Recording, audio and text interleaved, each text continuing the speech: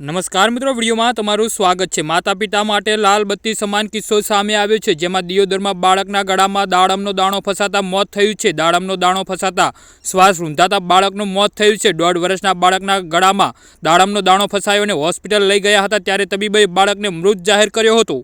જી હા મિત્રો, અત્યારે હાલ દુઃખદ સમાચાર સામે આવી રહ્યા છે। દિયોદરના ગોકુલનગરમાં ઘર આંગણે રમતા 1.5 વર્ષના બાળકનું મોત થયું છે, જેમાં જેનિલ તલના નામના 1.5 વર્ષના બાળકના ગળામાં દાડમનો દાણો ફસાઈ જતા બાળકનો શ્વાસ રૂંધાયો હતો, જેમાં બાળકને હોસ્પિટલ લઈ જતા ફરજ પરના તબીબોએ બાળકને મૃત જાહેર કર્યો હતો। જી હા મિત્રો, મૃતક બાળકના પિતરાએ ભાઈ બહેનનો જન્મદિવસ હોય અને બાળક એકલો રમતો હતો ત્યારે આ ઘટના બની હતી। માસૂમ બાળકનું મોત થતાં સમગ્ર પંથકમાં હેરાટી ફેલાઈ છે।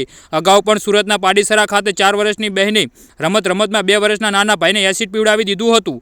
જી હા મિત્રો, અત્યારે હાલ મોટા સમાચાર સામે આવી રહ્યા છે, જ્યારે બાદમાં બાળકને તાત્કાલિક સુરતની નવી સિવિલ હોસ્પિટલ ખાતે ખસેડવામાં આવ્યો હતો, જ્યાં બાળકની તબિયત સુધારા પર આવી હતી। પાડીસરાના શાંતિનગર સોસાયટી ખાતે 2 વર્ષના માસૂમ બાળકને પ્રિન્સની માતા બજારમાં ગઈ હતી, તે સમયે પોતાના નાના ભાઈને મોટી બહેને પાણી સમજીને ભૂલમાં એસિડ પીવડાવી દીધું હતું। જી હા મિત્રો, તો આના વિશે તમારું શું કહેવું છે તો કોમેન્ટ બોક્સમાં જરૂરથી